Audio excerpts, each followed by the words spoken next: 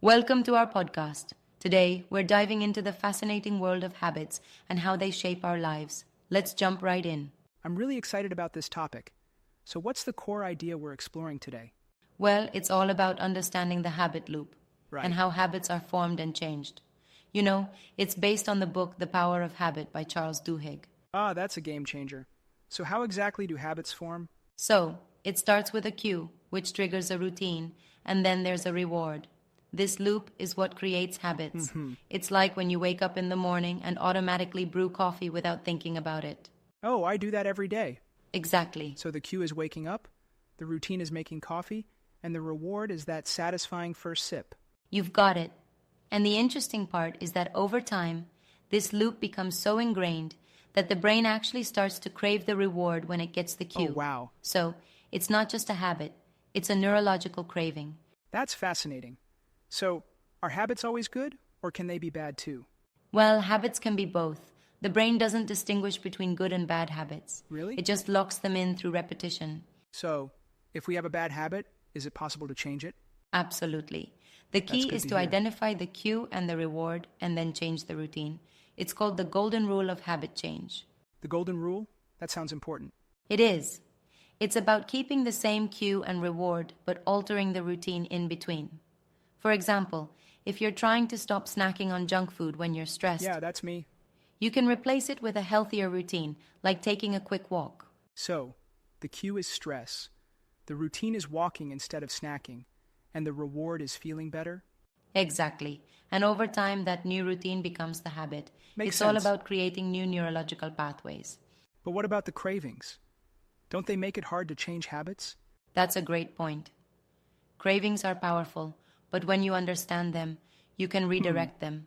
By anticipating the reward, you can make the new routine just as satisfying. So, it's like tricking your brain? In a way, yes. Ha! It's leveraging the brain's natural habit forming process to your advantage. That's really empowering. Do you have an example of this in action?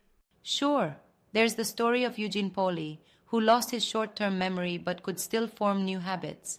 He couldn't remember his way home, but through repetition, he developed the habit of walking around the block and finding his Incredible. house. His basal ganglia, the part of the brain responsible for habits, was still intact. So, even without conscious memory, habits can guide us? Exactly. That's the power of the habit loop. It's like our Wow. brain's autopilot. I never realized how much of our lives are driven by habits. It's pretty eye-opening.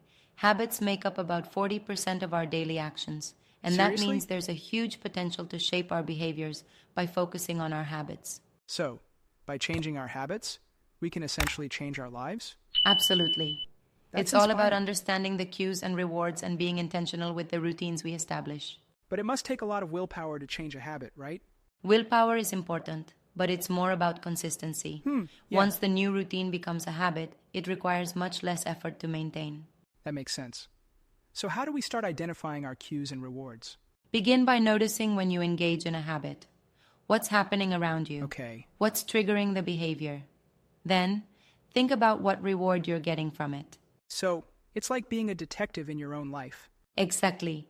Once Nice. you have that awareness, you can start experimenting with different routines to see what works. It's empowering to think we have control over our habits. It really is. And Yeah. understanding this concept can lead to significant personal transformations. Have there been studies on this? Definitely. Companies use this knowledge for marketing, like how Febreze became a hit by tapping into people's habit loops. Oh, interesting. They created a craving for a clean scent after cleaning, which became the reward. So, they changed the routine to include spraying Febreze? Yes, by Got it. understanding the existing habits, they inserted their product into the loop. That's smart marketing. It is, and it shows how powerful habits are in influencing behavior. True. It applies to personal habits and within organizations. So, what's the key takeaway from all this?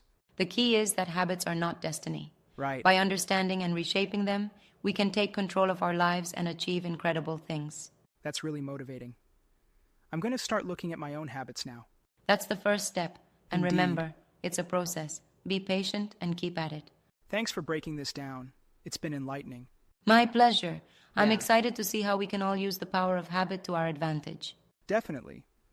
Well, that's all the time we have for today. Thanks for joining us, and we hope you found this discussion helpful. Until next Absolutely. time.